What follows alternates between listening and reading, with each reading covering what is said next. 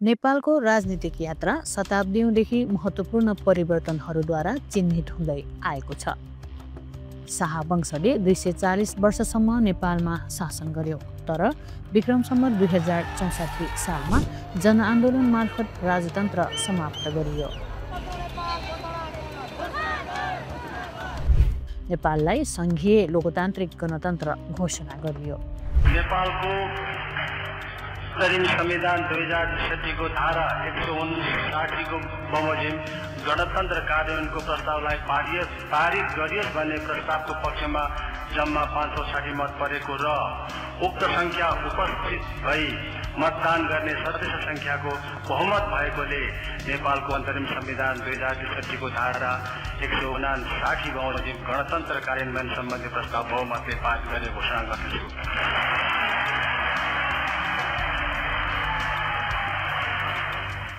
यो नाटकीय परिवर्तन एक दशक लामो गृहयुद्ध र राजा ज्ञानेन्द्रको विवादास्पद शासनपछि आयो, जसमा उनले विक्रम सम्वत 2061 सालमा अधिकार केन्द्रित गर्दै अधिनायकवादी शैली अपनाए, जसले राजतन्त्रप्रति जनताको विश्वास झन् कम गर्यो। आज नेपाल गम्भीर लोकतान्त्रिक सङ्कटबाट गुज्रिरहेको छ।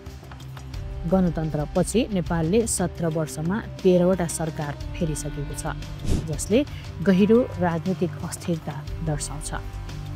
हालका प्रधानमन्त्री खड्गप्रसाद शर्मा ओली नेतृत्वको गठबन्धन सरकार व्यापक भ्रष्टाचार, अयोग्यता र कमजोर शासनका आरोपहरू खेपिरहेको छ।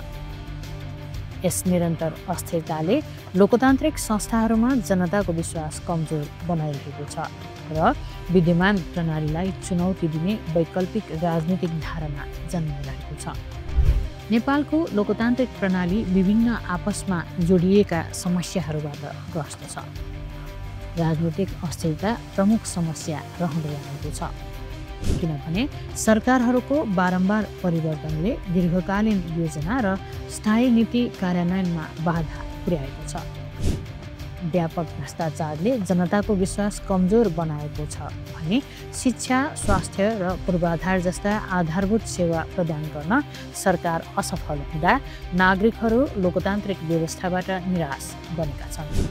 दलगत राजनीतिले अवस्था झन् जटिल बनाएको छ, जहाँ राजनीतिक दलहरू जनताको आवश्यकता भन्दा सत्ताका लागि सङ्घर्ष गर्नमै व्यस्त देखिन्छन्। हालै नेपालमा राजतन्त्र पुनर्स्थापना गर्नुपर्ने माग पुनः बलशाली बन्दै गएको छ। हजारौं समर्थकहरू सडकमा उत्रिएर राजतन्त्र फर्काउन माग गरिरहेका छन्। यस आन्दोलनलाई केही मुख्य कारणले बल पुर्याइरहेका छन्। अस्थिर समयमा स्थिरताको सम्झना, लोकतान्त्रिक शासनबाट निराशा र नेपाललाई हिन्दू राष्ट्रका रूपमा हेर्ने धारणाले गर्दा राजतन्त्र पुनर्स्थापना आन्दोलनले गम्भीर बाधाहरू सामना गर्नुपर्नेछ। नेपालको संविधान अनुसार राजतन्त्र पुनर्स्थापनाका लागि संसदमा 2/3 बहुमत आवश्यक छ, जुन हालको राजनीतिक समीकरणलाई हेर्दा सम्भव देखिँदैन। नेपाली काङ्ग्रेस र कम्युनिस्ट पार्टी जस्ता प्रमुख राजनीतिक दलहरू राजतन्त्रको पुनर्स्थापना विरुद्ध छन्। उनीहरू ज्ञानेन्द्र शासनकालको अधिनायकवादी इतिहास र आधुनिक चुनौतीहरूसँग मेल नखाने राजतन्त्रको असफलता देखाउँदै संविधान परिवर्तनको विरोध गरिरहेका छन्। नेपालको राजनीतिक भविष्य लोकतान्त्रिक प्रणालीका कमजोरीहरू सुधार्ने वा अलोकतान्त्रिक विकल्पहरू स्वीकार गर्ने भन्ने डोबाटोमा छ। अगाडि बढ्ने सम्भावित बाटोमा संस्थागत सुधार, सुशासनको सुदृढीकरण र भ्रष्टाचार निवारण गरेर जनताको विश्वास पुनः स्थापित गर्ने प्रयास समावेश हुन सक्छ। केही व्यक्तिहरू औपचारिक भूमिकामा सीमित संवैधानिक राजतन्त्रको प्रस्ताव पनि राख्छन्, तर यो हाल अल्पसङ्ख्यक विचारमा सीमित छ।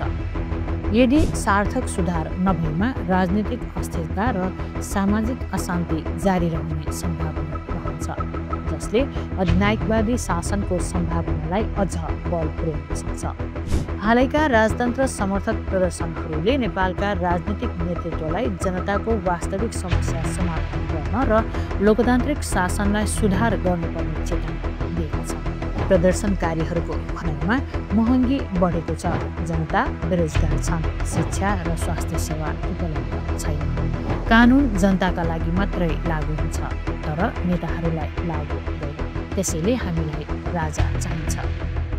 यो भावनाले नेपालको लोकतान्त्रिक प्रणाली बचाइराख्न र सुदृढ बनाउन राजनीतिक उत्तरदायित्व र प्रभावकारी नेतृत्वको अत्यावश्यकतालाई उजागर गर्छ। राज संस्थाको पुनःस्थापनाको माग गर्दै व्यवसायी दुर्गा प्रसाईले यही चैत्र 15 गते जनप्रदर्शनको आह्वान गरेको छ। उक्त प्रदर्शनलाई नवराज सुवेदी नेतृत्वको राज संस्था पुनःस्थापनाका लागि संयुक्त समितिले औपचारिक रूपमा समर्थन पनि गरेको छ।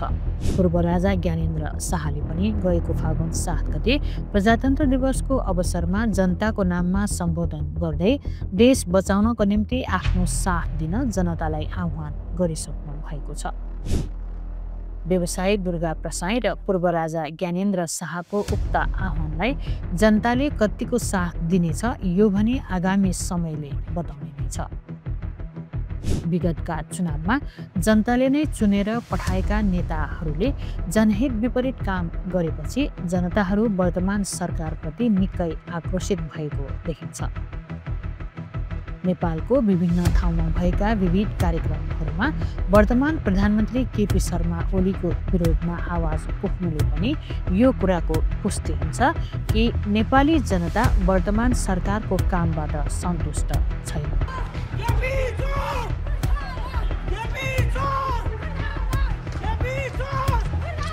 अचेल सामाजिक सञ्जालभरि वर्तमान सरकारको विरुद्धमा रोष व्यक्त भएको पनि देख्न पाइन्छ। यसबाट जनताले नेपालमा आमूल परिवर्तन चाहेको पुष्टि हुन्छ। चैत्र 15 गते हुने जनप्रदर्शनमा राष्ट्रिय प्रजातन्त्र पार्टीले सहयोग र समर्थन गर्ने भनेको छ। सत्तासीनहरूको कार्य भाषण र आश्वासनबाट आजित भइसकेका जनताहरूले के साँच्चै राज संस्थाको पुनःस्थापना चाहेकै हुन् त? हजारौं जनताको बलिदानबाट प्राप्त लोकतान्त्रिक गणतन्त्रको ढोका बन्द गर्न खोजेकै हुन् त? कैयौं राजा पाल्नुभन्दा एक राजा पाल्नु उत्तम भन्दै सामाजिक सञ्जाल तताउने जनताले राज संस्था पुनर्स्थापनाको उद्देश्यले हुन लागेको चैत्र 15 गतेको प्रदर्शनमा सहभागी हुन्छन् त? यो भने हेर्न पाइन्छ। यदि तपाईँलाई यो भिडियो जानकारीमूलक लाग्यो भने लाइक गर्न नबिर्सनुहोस्। यस विषयमा तपाईँका साथीहरूसँग सेयर गरेर उनीहरूको विचार पनि जान्नुहोस् र भविष्यमा यस्तै सामग्री पाउन हामीलाई सब्स्क्राइब गर्नुहोला। तपाईँको राय तल कमेन्टमा लेख्न नभुल्नुहोस्।